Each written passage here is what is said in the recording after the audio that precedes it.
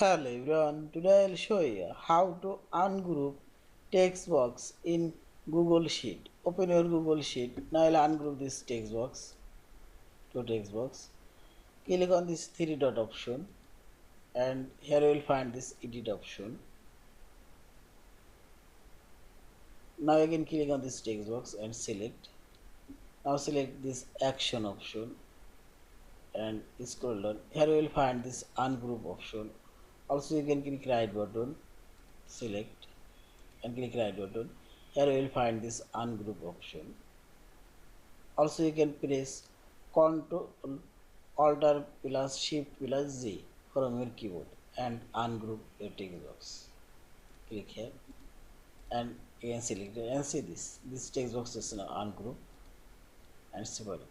Now simply select save and close.